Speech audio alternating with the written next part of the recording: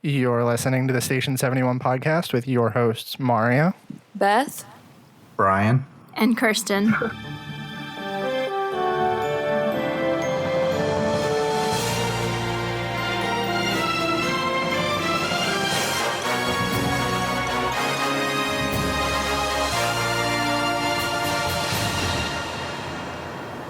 All right, so this week we're going to continue our discussion on our Magic Kingdom in-depth tour. We're going to do a little quick rapid-fire news thing. We're going to try that out. And I think that's pretty much what we've got going on this week. Is there anything anybody wants to do, kind of like a housekeeping before we dive into some of the news? No. Okay, awesome. So I'll start us off with our first news story. Bob Iger confirmed that he's going to be stepping down in 2019, and he says this time he actually means that he's going to be stepping down after the fourth time that he's announced that he's going to be leaving us. It's interesting because I think this is probably the first time that I've seen a change in management, and he was definitely like a controversial leader for the Disney parks. So we're going to be opening a new chapter in 2019 with the Disney parks. if he actually steps down. Well, it'll be interesting to see what happens. Yeah, definitely. Hopefully he means it. Well, he says he does. So our next news article is going to be that Disney has confirmed that the Guardians of the Galaxy attraction that is going to be in Epcot to replace Ellen's Energy Adventure is officially going to be a roller coaster. I'm extremely excited about that. According to the article, it says that the roller coaster will launch riders into a 10-story show building. So I'm really interested to see how that attraction turns out. I'm just so glad they didn't do the overlay on Tower of Terror and that this is how we're getting Guardians in the park. Yeah. I'm pretty excited about this. I would have chained myself to Tower of Terror and no. Oh, goodness. I think I would, too. I was about to say, you wouldn't be the only one. It's going to be interesting to see what they do with the facade of this building and what they do with everything, like, moving forward. Last week we mentioned that Jingle Cruise overlay is not happening at Disneyland, and this week it was confirmed that it will be happening at Disney World, so no worries if you like Jingle Cruise and you're going to Florida, it will be there. Very exciting. My favorite part of Christmas. So now we can dive into Frontierland. So I guess we'll take it the same way we've been taking these little strolls. We'll take it from the land that we last walked out of and go kind of in that path. So looking at this park map that I'm looking at, from Adventureland, we walk right into Splash Mountain is the first attraction we come up to. Wow, immediately coming up to arguably one of the better parts of this land. So, does anyone have anything they want to say about Splash Mountain? I love Splash Mountain. It's such a feel-good ride. I don't know. A lot of people, I think, care so much about the drop, but that's like the least exciting part of it to me.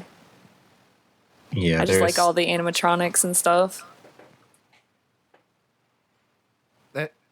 I really like this attraction for the fact that it's obviously not a very well-known Disney IP, but we're not going to take too much time on that.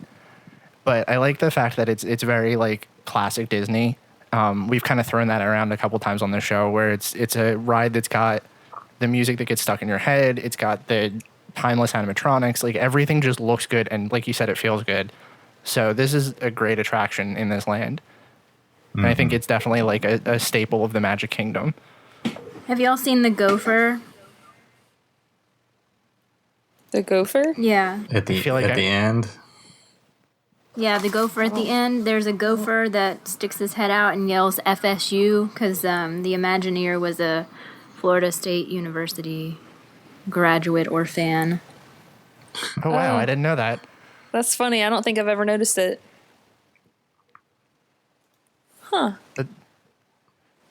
Neat little piece of information there. I love Splash, but I never ride it because I hate getting wet. Yeah, and that's kind of like, I feel like a lot of people have that kind of feeling about this ride. Like, you want to ride it because, like I said, it's a timeless attraction and a lot of people love it. But then you have that drop, and it's very intimidating to a lot of park goers because, you know, you get soaked, and who really wants to spend their day in the hot Florida sun soaking wet? Yeah. When we go, it's always like, we're either going to do this last or we're not going to do this because we don't want to deal with that the rest of the day. Yeah. But, yeah. Maybe I've just gotten lucky, but I've never, I mean, obviously I've gotten wet, but I've never gotten totally soaked. I haven't gotten as soaked on that as I have on Cali River Rapids, but I've definitely got Oh my wetter God. than I wanted to. Yeah, I mean, I feel like the thing about Splash is like, it's not the drop that gets you, it's those jets over the briar patch. Yeah. Mm-hmm. So it's like it's really just about timing, like whether or not you get hit with one of those. Yeah. I was working there whenever they upgraded it and added the seat belt things, like the pull down bars. It's like the least exciting story ever, but we wrote it like the first day that it opened up with the pull down bars. I mean, it's a cool thing to say that you were there for that. Did you feel extra safe? Yeah. So it just didn't have any lap bar before? Nope. Lap bar. There we go. I can't English. I forgot the word. I don't remember that. I feel like I know I've wrote it before that, but I just don't remember that. Yeah, because it had the ones that like on the thing in front of you where you can hold on, but then they added like the full lap bars. Right. I never knew that they were missing. Maybe that was before my time of actually going regularly, maybe. Or paying attention to it. 'Cause, True. I mean, I know I went and I just don't remember that. So does anyone have like a favorite sequence from Splash Mountain or like favorite section of the ride? I love the laughing place. The showboat. I feel like there's so many good choices for this one because you have like the showboat's such like a grand scene. You know, the laughing place is a really good one too. And then like just the zippity doo dah parts all throughout it. Like there's just so many good things about this ride. Yeah, that's what I love about it is the song, the zippity doo dah. I just remember that from my childhood, like my grandma singing that to me. So. And it gets stuck in your head. Like that's a classic Disney thing. It's like Zippity Doo Dah is like definitely catchy, but I mean, what is the official name of the other song? Which one? The How Do You Do? Yes, that one I get stuck in my head way more than Zippity Doo Dah. I don't quite know. I think catchy. Zippity Doo Dah is the one that gets stuck in my head the most.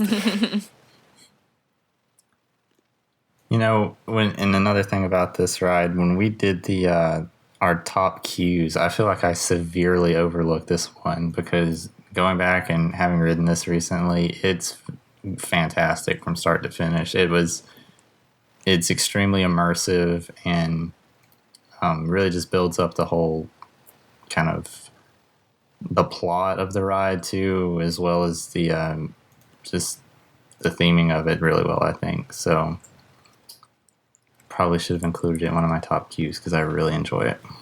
Well, and kind of similarly to that, this ride has a very good way of storytelling while also keeping the thrill of the drop in like relevance to the story. So that's another thing that I really love about this ride is its ability to hold on to that story and keep telling it in like such a very good way. Plus, you get the essential photo pass photo from this. Right. You know that there are girls who like flash that camera all the time. Yeah. I saw that they like back in the day they couldn't really prevent it as much, but now that they like preview the photos, they take them all out before. But I do like seeing the like different things that people do. Like I saw one that people had like glued chess pieces to a chessboard and like acted like they were playing while they were going down the drop and stuff like that. I think those are really funny.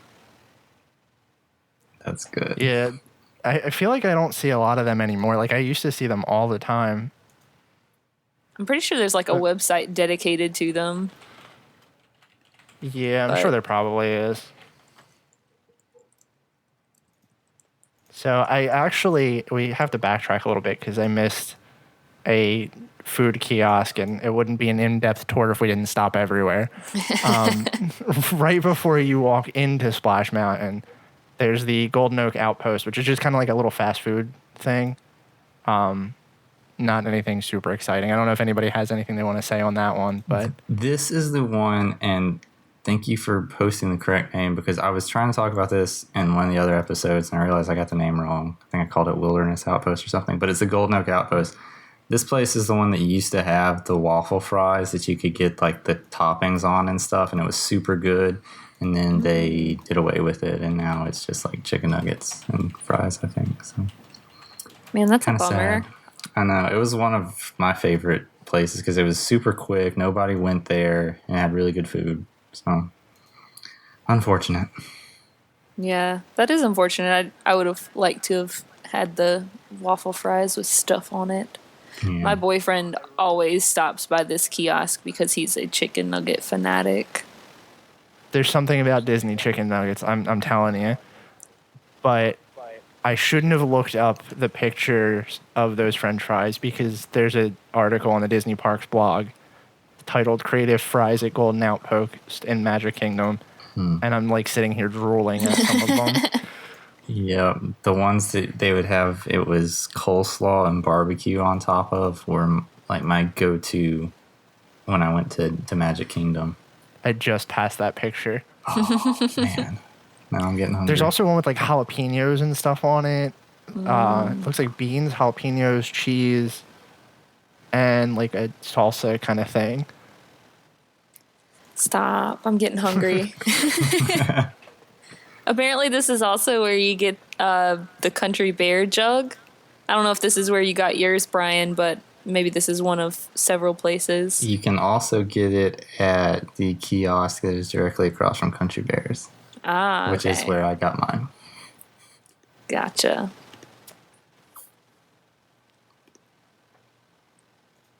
So next up on our stop, it looks like we have a railroad station after Splash Mountain. I'm gonna totally like drop the biggest like shame on me moment, but I feel like I never ride the railroad. I've ridden it a few times. I've ridden it more in the past couple times than any other time before, honestly. And it's kind of nice, like if you're into that relaxing kind of thing. We'll probably ride it this time, you know. I feel like 'cause of you're the about kid. to ride it a lot more now too. Yeah, probably so. But it's nice. I mean, they have, and I like looking to see like what kind of stuff I can see through the trees, if there's anything backstage. But they have Have you ever cute seen little. anything good? I don't remember, so no. They have like cute little animatronics, like, well, not like, you know, an alligator and stuff that you're pass by, and I don't know, the little village, like Indian village. It's cute. I appreciate it for what it is. I appreciate it. I usually just appreciate it from afar. I wish they had more stops, though. I would ride it more if I could get more places taking it. But I never go to Splash because we don't ride that. And where's the It looks other like stop? it's Fantasyland is the only other stop, it looks like. Well, and Yeah. Main Street, but Well, yeah. But that's kind of the understood at this point. It's kind of hard to miss that one. You kind of Yeah. walk right past it. well, just for completeness sake, there's one on Main Street. Speaking of the railroad, though, I don't know. I can't remember if you guys have done Keys to the Kingdom or not, but one of the backstage areas is you cross over those railroad tracks and you go behind the scenes, like the back of Splash Mountain. So that was pretty cool. I don't want to spoil anything because I highly recommend taking that tour, but just a little like teaser. If you're into that kind of thing, you should definitely check out the tour because you get to go backstage of Splash Mountain. It's very fascinating. We're doing it in November, and I'm super excited. Yeah, it's so cool. I want to do it again.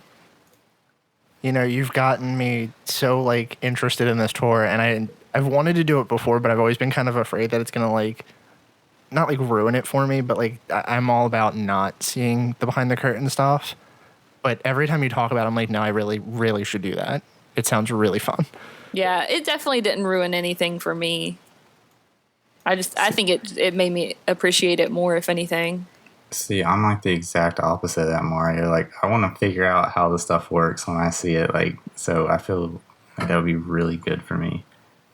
See, my whole thing is like, I like Disney for the magic aspect of it, I guess you could say. So I'm always like constantly afraid that if I see something that like, or I read something that's going to tell me exactly how it works, I'm going to like not appreciate it as much anymore because I'm going to know how it works. But at the same time, like, I also really want to know how it works too. So it's kind of a double-edged sword.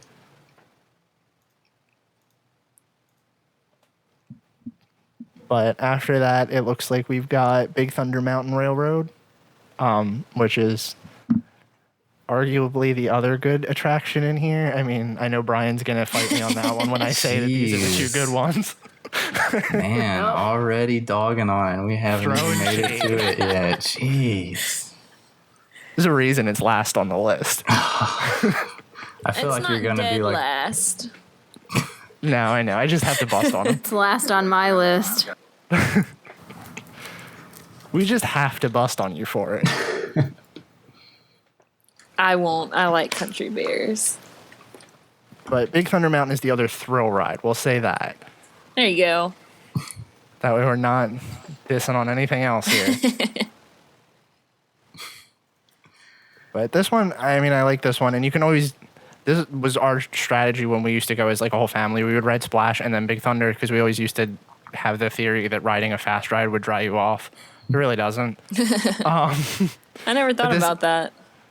I mean, it doesn't really do anything for you. I don't think. But I like this one as well. Is there a story behind Big Thunder? Because I know there, like, I feel like there is. Yeah, I just don't know. So... Go ahead.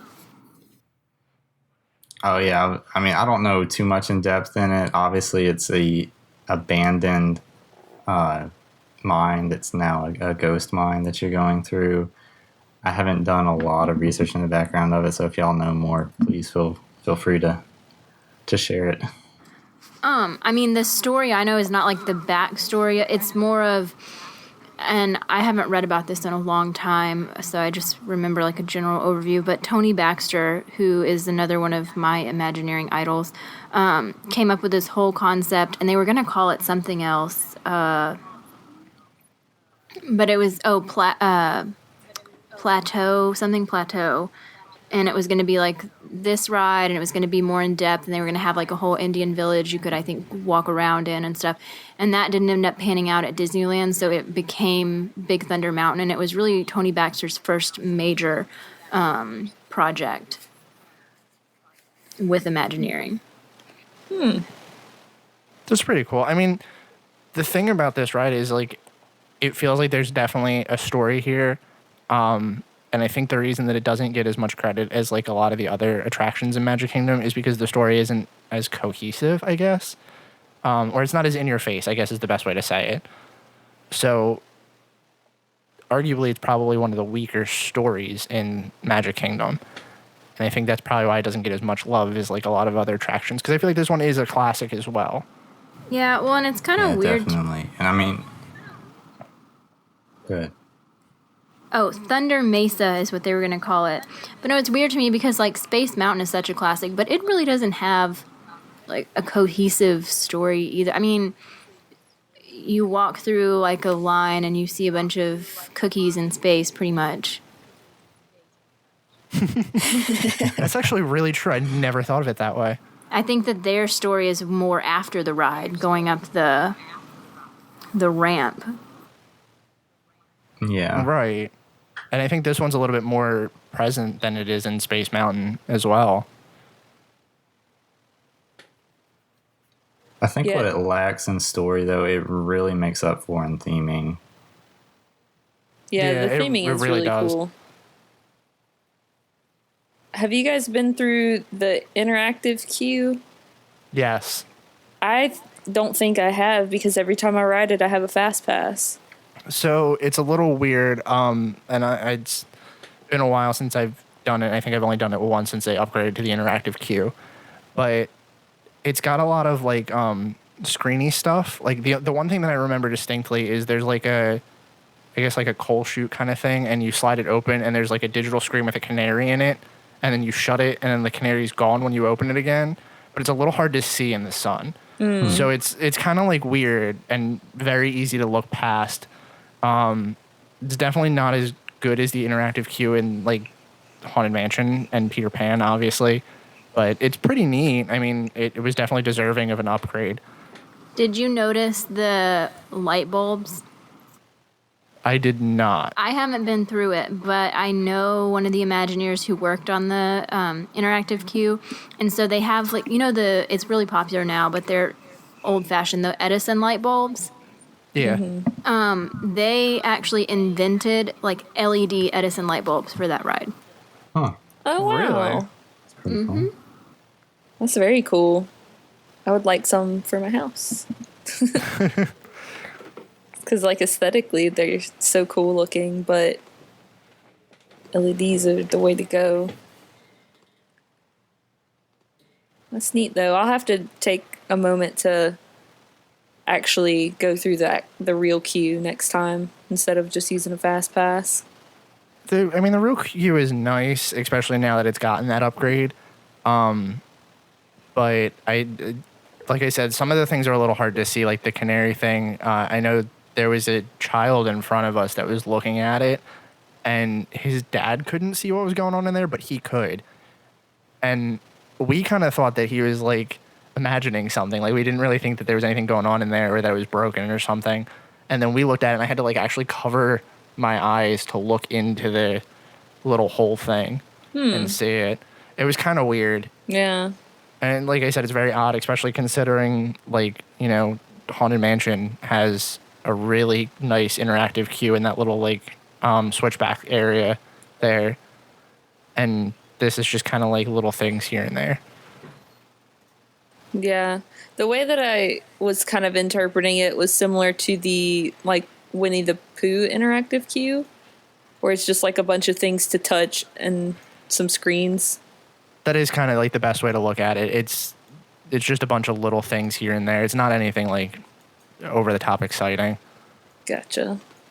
But it's, yeah, like I said, it's definitely worth looking at. So next time you go, it's worth not getting a fast pass. And I don't think this ever really has a super long line either. Yeah, it seems like every time I try to go on it, the line is like 40 minutes, and that's for Big Thunder is too long for me, unfortunately. Yeah. It's not one of my favorite rides. I feel like maybe I just get lucky with it, but this is one of the ones that I always try to make a fast pass for something else, and it always like tries to give me this one if I don't have another option in mind. It's either this one or Buzz Lightyear. Like both of them always try to plug their way into my fast passes. I'm like, I could walk on to Buzz. Like don't give me that. But after that we have Tom Sawyer Island. Love, love, love. Yeah. Do they still do the paintbrush thing? Do y'all know? So I believe they don't, but Yeah, I'm pretty sure it was discontinued. I mean, we can definitely talk about that because it's a neat little like tidbit. I want to say that they stopped doing it though because people got kind of like greedy with it. And like uber competitive. Like Right. they would like make their way. It probably ended up being like a bunch of college kids and like college programmers and not little kids who it's actually kind of meant for.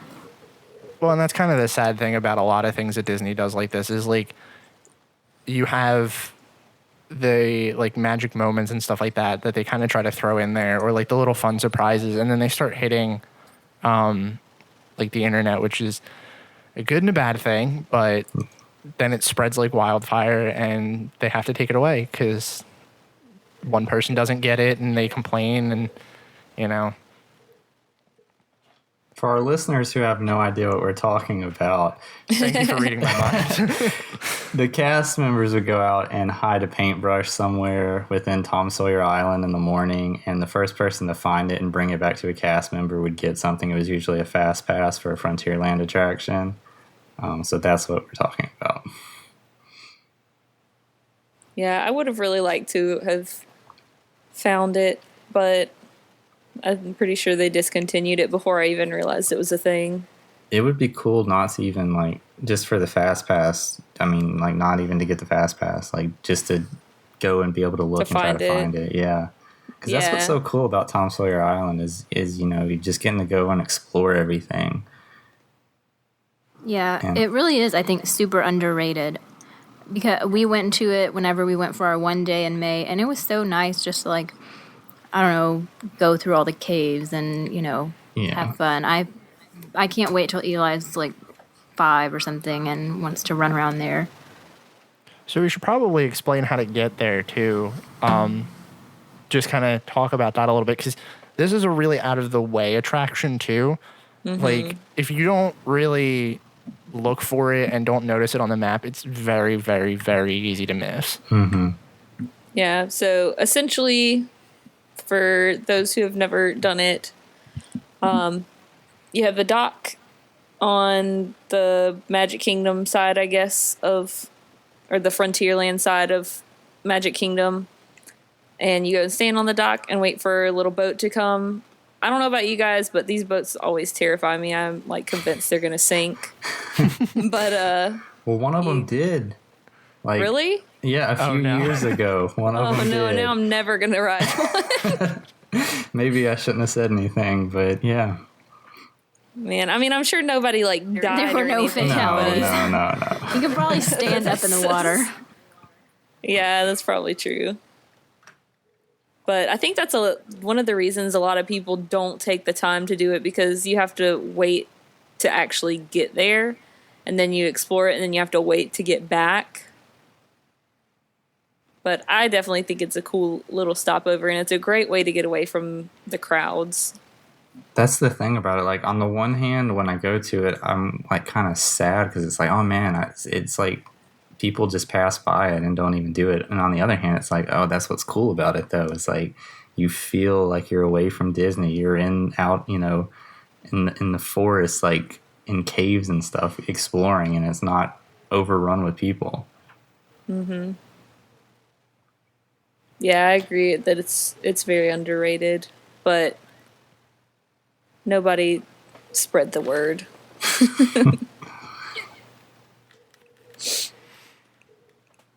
It's also weird because, like, it's not entirely super visible from the park. I want to say the only part that I've ever actually really, like, noticed, and I might just be oblivious, is that dock that's got the rocking chairs on it. Mm-hmm. Mm-hmm. But other than that, like I said earlier, it's kind of out of the way. Yeah, most of it, unless you take the Liberty Bell around, you can't really see anything just from Magic Kingdom. Also, talking about this has made me realize that, like, I don't really do a lot in Frontierland, so I think it's usually like we hit Splash and Big Thunder and then we're out. Yeah, I don't spend a whole lot of time in Frontierland either. But so after that, we've got Pecos Bills, which was formerly home to the Nacho Challenge. That everyone on Facebook was talking about recently for some reason. Did anyone else notice that? Yeah, it became extremely, like, talked about for a while, and then it's very, very recently, like, with, like, last week, they had their last day of the challenge. And I think that's kind of similarly to what I was saying before, was that, like, something takes off on the internet, and then, like, everyone wants to do it, and then Disney becomes way overwhelmed and just has to pull back. Mm-hmm. But I mean, how much those nachos cost? Like $70 or something? Oh, Right. What now? They were really expensive. 70? Okay, so it was actually, like, it wasn't awful if you really compare it to, like, how much food you were getting, but it was, like, a ton of food and I think it was like it fed 6 people, maybe. Like it was a lot. Oh, okay. That's Like okay. it did feed a good amount of people. And I could be wrong on that number, but it fed a lot of people. 6 to and, 8, Yeah. Okay. So I according was to the right. website. But they brought it out and like they took you to like a secret, like not like a secret room, but like an out of the way room, and it was like a huge tray of nachos, and I forget what it was. Like it wasn't actually listed on the menu or anything. I don't know. I have to stop talking because I don't know too much about this. Yeah, it was a secret menu item. Like you didn't walk up to the cashier and see it on the menu and say, "Oh, I want to order that." You had to basically hear about it by word of mouth, and it was actually $90. I was wrong on the price. So, like you guys said, it's not so bad if you think of how you're splitting it between people, but I just don't see the average park goer willing to dish that out. So I don't understand how it got so popular. Like, who's going to take the time to get $90 nachos and sit there for an hour, you know? I always thought of it kind of as like a novelty thing. Like you probably heard about it because you like liked the some kitchen Disney sink. Right. It's one of those things that like you heard about it because you liked some Disney Facebook pages before you went to Disney and they were posting about it. So you're like, oh, I have to do this nacho challenge thing. And like it just kind of blew up, like we said. Yeah. But I mean, it makes sense if you had a big group. But I've never gone to Disney with enough people where that would have been remotely possible or economical for me. You know, okay, so I've talked about this a couple times, but we used to go with my mom's whole family, and it was a group of like 16 to 18 people, I think.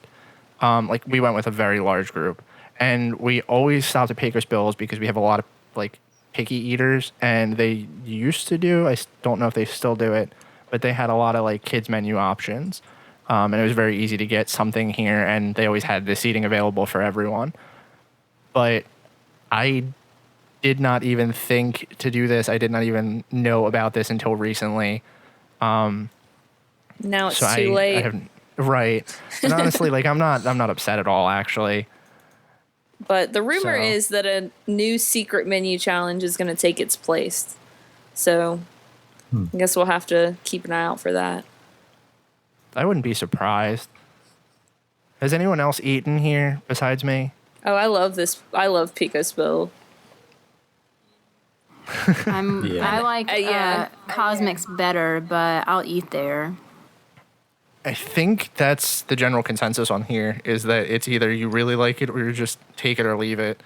I always end up getting the taco salad and just like loading up on their toppings bar because that toppings bar is like incredible. Yes. That's what it is for me too. It's like, you know, as someone who doesn't eat meat, there's very few options at Cosmic's for me. There's like a falafel burger and like sides, and that's it. So I like Pecos a lot because I can literally just get an order of chips and black beans and then make a meal out of the toppings bar.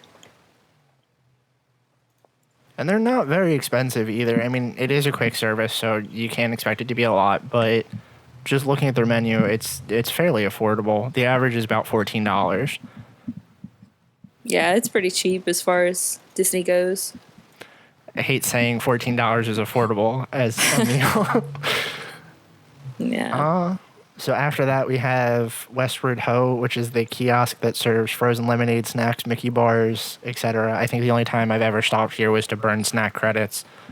I believe this because is where Brian got his Country Bear mug. Yes. I didn't even know they had those here. Do they still do that, or is it just kind of a thing that they used to do? Still do. Okay. I mean, I guess that's what I get for not paying attention to Country Bear stuff. And then after that, I know Brian is super excited to can't talk wait. about it. Country Bears. Worst ride ever. Oh my gosh. Yeah, so as no great secret, I love Country Bear Jamboree. I think it's fun. I think it has something for the whole family. It's a nice, relaxing place that you can go and have an enjoyable time. in the heat of the parks. And it's just goofy and silly, and I love it. And I don't think I need to explain why I do, quite honestly. I think you do. I think you need to like write me an essay on why you love country bears. Yeah, please. It's one of those things where you have to go into it and just let yourself go and just laugh along with it or at it or whatever you want to do with it. It's goofy and it's cheesy and it's over the top, and that's probably why I love it so much. And I don't know, it's really cool. There's a lot of cool little details. I love the fact the waiting room, the wood floor, there's claw marks in it because all the bears, like there's little stuff like that everywhere. I don't know. I can sit here and try to explain why I like it so much, and I'll probably not really be able to get the words out, but I really just do. I love Country Bear Jamboree.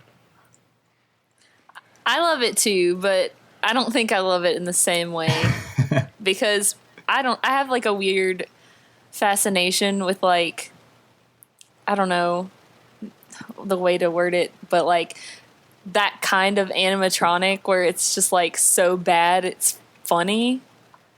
And a lot of the country bears, they have like the weird teeth or like their eyes don't open all the way. And so the last time I was on this, I was just like crying laughing because I was just like, this is so bad it's good. And I love it for that reason. All right. I feel like y'all need to have like an AA meeting. Like, my name's Brian and I love country bears. Hi, Brian. So here's the thing, and I feel like if we ever all end up in Disney at the same time, we have to ride Country Bears with Brian just to understand. I mean, I feel like we all have that thing probably that's super nerdy and not popular, but that we love. I just feel like, I don't know, maybe I just go on it a lot and I like it a lot, but it's like, I feel like everyone has that like one song that like really makes them laugh from it because there's so many different songs in it, but maybe not. I like the one with the fat girl bear swinging from the ceiling. I don't know her name. I bet Brian does. Trixie. Oh, that was too good. I can't remember the last time I've been on this, so I have no say. I wrote it once because somebody like talked me into it, and now I don't speak to that person anymore. No, I'm just kidding. I do, but I was like, what is this? Like, why am I here? And I probably will never write it again. Oh, come on. Yeah. Maybe if we have like a podcast meeting and are there, Eli can go with someone else. Eli can go with Brian. See, you have to make sure he can do it while he can't talk, because then you'll pick him up with Brian later, and Brian will have him, and he'll have this newfound love for country bears and never shut up about it. Indoctrinate him real young. So, one cool thing that I did, kind of doing a little bit more of the history on this, going into this episode, found out about Disney's Mineral King Ski Resort, which was pretty cool. I had no idea about this until earlier this week, but Disney was originally planning on doing a ski and basically kind of outdoorsy resort in California. And this was going to be one of the very few attractions that they actually had there. It's actually meant to be in a restaurant and just kind of a restaurant show. But after the plans for the ski resort fell through was when it was decided that it was going to be put in the Magic Kingdom, and then it spread to Disneyland and Disneyland Tokyo after that. But it's pretty cool. Another one, if you're into Disney history, a good one to do some background digging on and kind of learn about everything that happened with that whole resort. Yeah, I've heard about that the Mineral King project before. It is really interesting pieces of history for sure. I think they talk about it a little in Project Future. What is Project Future? Oh, it's a book about Basically, it's pretty, it can be dry if you're not really super into Disney. It's about really the legal aspects of Disney World and how it came about. And it has all of, like, the legal stuff that they went through. Like, it talks about the court cases where they went to the Florida Supreme Court to get the Reedy Creek District set up and et cetera. But it mentions, I think it talks about Mineral King. It talks a lot about the St. Louis project that almost materialized and never did. That sort of thing. But if you're not really into Disney, it can get a little dry. Like, I was trying to explain it to my mom, and her eyes glazed over very quickly. So one more thing before we leave Country Bears, I just want to say Mark Davis was the Imagineer that worked on this, who's been on a number of other Disney projects, and I just wanted to read a quote from him that said, as rewarding and fun as it was working on Pirates, Enchanted Tiki Room, and the Carousel of Progress, I will always regard Country Bear Jamboree as the crowning jewel of my Imagineering career. And that's a complete lie. I just made that up. But oh my god, I thought you were serious. Me too. Oh my god, he worked on Haunted Mansion. He probably thought it. I was like, did he have dementia? That's what I was like.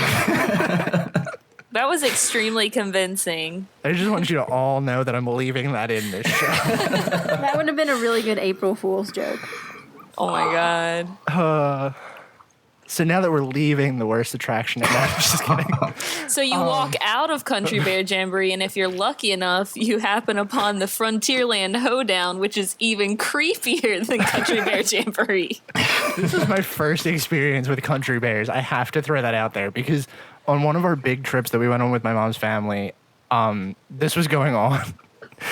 And, like, those Country Bears are so creepy. I have nothing else to say about it besides the fact that, like, we just randomly walked into it and there were these creepy bears outside dancing. Oh my gosh. It's so unsettling. Very much so. It's just like, I don't like the teeth is what gets me. They're like gaping mouths. So creepy. I actually, like, I happened upon this on one of my last few trips, and my boyfriend, I think, is still scarred from it. So before we talk about the last, like, shopping area, real quick, I'm looking at the official Disney map, which has more things marked on it than my map did. There's a tiny, like, Outpost kiosk called Big Al's right here. They sell turkey legs, right? Well, that's a food kiosk that we totally missed. That was way back. But this one just does, like, camera supplies, hats, sunglasses, stuff like that. So if you need, like, sunscreen and stuff like that, and you're in this part of the park, that's a good spot to look for it. But there is the turkey leg kiosk that's nearby. I can't find the name of that, though. But that is really close, isn't it? I think so. I want to say it is, because... Oh, no, it's here. I can see it on the map, but it won't actually let me click on it. That's weird. So there's another kiosk on the Disney Park maps that it won't let me click on. It's probably like a popcorn stand or something, right? Yeah, that's what it kind of looks like. But I know that they sell the turkey legs there because I've seen people get them, and I've never had the desire to buy one. Has anyone? I was going to ask if anybody has. I've never had one. Had a turkey leg? Yeah. Specifically from here. I think that's where I got mine. I've only had one because it's so huge. Like, they are good, but it's like a commitment. It looks ultra messy, too. Yeah, it's like you really have to have time and, like, an appetite to sit there and, like, gnaw on it. You know, but it's fun to get it at least once, say you had one, you know. I might have to do that next time just to, you know, like you said, say I had one. Yeah, I mean, it was good. Like, I enjoyed it. If it came, like, in a nice little container with a fork, you know, I'd probably eat it more. Isn't that part of the appeal, though? I guess to most back people, to those primal instincts. probably. But I had a peach for breakfast today, and I ate it with a fork and a knife. So, you know. Oh my god, Kirsten's very dainty. the daintiest. Do they give you, like, anything to hold it with? I think it comes wrapped with something on the end, like not wax paper, but you know the like the paper that they put inside like the French fry containers and stuff like that. From what I remember. I mean, I've never had one, so I might have to do it next time just for like research purposes. And then also in this section of Frontierland, you have the cadaver dans that meet during the Halloween party. I know we kind of talked about the Halloween party a little bit 2 weeks ago, and we never really touched on this one, but the dapper dans turn into the cadaver dans and meet in Frontierland, weirdly enough. Yeah. And this is where their location is. It's kind of like right in front of Frontier Trading Outpost. Yeah. I haven't seen them. I've seen videos of them, but I haven't actually seen them. Have you seen them, Beth or Brian, now that you've gone? The cadaver dans. I haven't seen them in person either. Very briefly, just this past weekend when I was at the Halloween party. But yeah, they were out. But Okay. I've enjoyed the videos that I've seen. Like, I really like their version of This Is Halloween from The Nightmare Before Christmas. Mm-hmm. But I never made the time when I was at the Halloween party, unfortunately. There's just so much to do, and like I feel like something like this gets looked over very easily as well. Mm-hmm. But also in this area, I think there's like 2 more stops. One we didn't list on our notes, but there's the Frontier Trading Post, which is kind of like a pin trading outpost. Mm-hmm. I know they used to do some vinylmation stuff. I don't know if they really do that too much anymore. But I think in the past I was the only one that had any information on pin trading. But there are 2 locations here that you can get like a special pin board kind of thing that you'd have to ask them to see, and they'll pull it out and show you. It is, and I just lost it on my, there it is. They have a cowboy hat and a washboard. Oh, and apparently a bear that wears pins as well. I haven't seen the bear, but I've seen both the washboard and the cowboy hat. They're both neat little things to ask for if you're in the park and you're thinking about doing any pin trading, just because they always have like different pins and stuff that other people have put on them. Usually with those kind of things, you want to get there early enough that you're not getting like all the ones that you're seeing throughout the rest of the day. Mm-hmm. But definitely a cool little place to stop if you have any interest in pin trading. Yeah, this is also, if you are into pin trading, collecting and stuff, as far as I know, the only one in Disney World that you can get like the limited edition and specialty pins as they come out. In Magic Kingdom? Yeah. Gotcha. Yeah, because I think the next closest one that has them is the monorail resorts usually have them in their gift shops as well. Mm-hmm. But neat little place to stop. I mean, I honestly don't remember it being anything else besides a pin trading spot. Yeah. Me either. The cast members there are always really nice, though. Yeah. At least in my experience, they have been. But And then lastly on our stop, we have the Frontierland Shooting Arcade. I've never even been in here. Has anyone? Yep. I've walked by it. yeah, I walked by it, but I've never done it. It's on my list to do it to say I did it, but I never want to. So what was your experience with it, Brian? Because I think you just said you did it. I mean, I did it a lot as a kid, and then maybe a year or so ago, we stopped by and did it. I mean, it's just a little kind of, old school little put in the quarter, you shoot the things, and it has the little IR beams, and if you hit the right spots, the different little animatronic things move around. I mean, it's very basic, but it's, it's kind of fun. It's a good thing for kids to do, but It's always got a crowd around it. I do know that they originally had real pellets. oh, really? That sounds dangerous. Yeah, I'm trying to find when they changed that. 1982. So for 11 years, they had lead pellets shooting in those guns. I can't you ever, believe it like- lasted that long. Yeah. Side note, kind of like a little bit off topic. Do you ever look at something and think something had to happen for them to change that? Because I'm really thinking that about this one. Yeah. just- I mean, how much control do you have over the gun? Like, can you turn it around? I can't remember. They've either got, I can't remember if they have like a cable attached to them, or if they're those ones where they're like fixing a thing and it just swivels. I can't I'm remember. looking at it now. It is fixed to a cable. It's like a spiral Okay. cord, it looks like. And it's probably somebody just being dumb, like sticking their hand in front of it or something. It's just crazy to think, like, in this day and age, that wouldn't even be discussed. Like, hey, why don't we put real, BBs in Right. it? Well, I mean, technology's also advanced a little bit too. So you have that IR technology now. True. That's pretty solid. See, I feel like the reason I don't ever really stop here is because this is such like a theme parky thing. Yeah, it definitely feels, old and outdated and kind of out of place in Disney. Yeah, you definitely don't want to do a theme parky thing in a theme park. But I think that's pretty much it. That's our short little tour of Frontierland. We have some extra time too. If anyone has anything they want to go over real quick. So Isn't there a candy counter? I didn't see it, but maybe there is. There's like a candy store that's next to the worst ride ever, but I don't know if they actually have like the counterpart in it.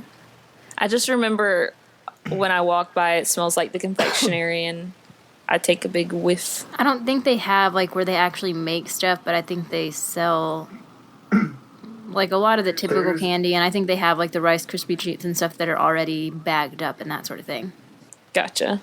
So it looks like on the official Disney map between Country Bears and Frontier Trading Outpost, there's 2 buildings that are there that aren't marked, which I would say are probably what you're thinking. I wonder why they don't mark it. It might just be like a little stop kind of thing that's not of super relevance, because it looks like a lot of stuff on here isn't like for sake of not cluttering the map with little dots. Yeah, that's true. But that's a nifty little thing. So real quick, since we discussed this last week, Brian, why don't you give us like a little rundown of your Halloween party experience? Just give us like a quick little 10-minute review. yes. And then we can ask Kirsten the same thing when she goes. So, like I said, this is the first year I've ever done this, and luckily with y'all's help, I was able to get some planning out of the way and everything. I knew what I wanted to do, but I was also not going to like completely, plan down to the minute everything I was going to do, because that's not how I usually go to Disney anyways, and I kind of wanted to do stuff kind of sporadically and in the spur of the moment. But it was great. It was definitely one of the more unique experiences that I've had at Disney. I got to do the Booty You parade. I saw Hallowishes. I also saw the Spectacular stage show. And to be honest, like I was expecting to like these things in completely different orders than what I did, but the Spectacular stage show was actually probably my favorite part of it, and I hardly ever stopped to watch any of the stage shows, especially at the Magic Kingdom. So to enjoy that one as much as I did was kind of surprising, but it was really great. Definitely fit in with the theme of the party and kind of got you in the spirit of Halloween and everything. Booty You was really cool. It was shorter than I was expecting it to be, but it was really good. Probably aside from the Electric Light Parade, my favorite parade at Disney. It was really cool. It had a lot of the unique stuff that you're only going to see at the party. And it was interesting to see them kind of put spins on some of the other rides and characters and stuff for like Halloween. And then Hallowishes, I think y'all were pretty spot on with that analysis. It was okay. Definitely not like a top tier Disney fireworks and projection show, but it was cool to see something different and have it unique for Halloween. I'm definitely glad I did it. Like going back, I wouldn't skip it. I wouldn't skip any of the 3 like premier things to do there. So definitely, if you do go, anyone that's trying to plan to get one of the later dates in October, take time to do all of those, because you're not really going to get another opportunity to do it. Other than that, let's see, did a good bit of trick-or-treating. That was fun. We have a lot of candy built up from that. And I actually didn't do any meet and greets. Now, I'm not a really big meet and greet person, so we knew going into it that was going to kind of be like a, if we get around to it, we'll do it, and if not, it's not that big a deal. So we didn't really do any of the meet and greets, but it was fun. I had an absolute blast. We were able to walk on a lot of attractions. I'm trying to think. We did, while I was there, that I specifically remember were just completely walk on. Space Mountain, absolutely no wait when we went on it. What else we do? Big Thunder, no wait. Let's see, we did the Little Mermaid, no wait on that either. And then most of the other ones had very, very small waits, if any. So if you are the kind of person that likes to hit the parks hard too, I definitely wouldn't suggest you use that as your motivation for going to the party, but it's definitely a plus that if you've found that you've done a lot of the stuff that you want to do at the party and you have some free time and there's some rides that you normally don't like to wait a super long time for, definitely use that extra time to go on and walk on some of those e-ticket attractions that normally have pretty long waits. But all in all, I would highly recommend this to anyone, any big Disney fan or anyone that enjoys the parks. Do the Halloween party. Like I said, I've been going for years and I've never done this. And now that I have, it's like, man, I can't believe it's taken me this long to do it. But highly recommended. I'm so glad you had such a good time. Yeah. Yeah, me too. It's, and just, I think it's kind of cool, as someone that's obviously a big fan of Disney and kind of seeing like that community around it, it's cool going and just like interacting with people and seeing like, who's dressed up in costume and everything, and just like getting to interact with all the other guests and everything too, because everyone stops by and says, oh, I love your costume and everything. And, it just adds an extra layer kind of experiencing Disney with other people. You're really almost experiencing it with all the other guests there because, it kind of is like a big party that you're going to, that you're all doing stuff and, dressed up together. So, did you guys do costumes? I can't remember if you said you did or not. Yes. What was your costumes? Prince Eric and Ariel. So, Okay. yeah. So I also made the awful mistake of buying these like costume boots online. It showed up like a couple of days before, and I thought I had like broken my feet by the time we were done with the whole night. But other than that, it was a great experience. We were kind of like nervous going into it because it was supposed to rain the entire night, and it worked out perfectly. It held off until like literally 10 minutes before we left, which was at the end of the party, and it started raining a little bit, but good weather, great experience. Definitely glad I went and would highly recommend it to anyone that enjoys Disney. Awesome. Yeah. You should post a picture of y'all, like, on the Instagram. Okay. Yeah. Oh, you should. Will do. They can see what we look And then like, we so can- we're not just mysterious voices. And then we can ask Kirsten about her experience when she goes. Is there anything else anyone wanted to talk about, or anything else we want to touch on real quick with Frontierland or anything? I don't think so. No? I think I'm good if you guys are good. I'm good. Yeah, I'm good too. Ryan? No. Any of our listeners, be sure to, let us know what your favorite Country Bear Jamboree moment is. And I was waiting for him to say, what's your favorite attraction in this land, and why is it Country Bear Jamboree? that too. That's going to do it for us today, guys. Thanks for listening to another episode of the Station 71 podcast. Be sure to subscribe to us on iTunes and leave us an iTunes review. I want to start reading them on the show when we start getting them in, because we haven't been getting a lot of them lately. We were picking up on them for a while, But I want to start acknowledging everyone that kind of contributes to this show in one way or another. But you can also find us on any social media. We're on Facebook at facebook.com/Station71pod. We're on Twitter at Station71pod, Instagram at Station71podcast. And you can send us any kind of questions or anything you want us to talk about at Station71podcast@gmail.com. Thanks for joining in. We hope you enjoyed your ride, and we'll see you real soon.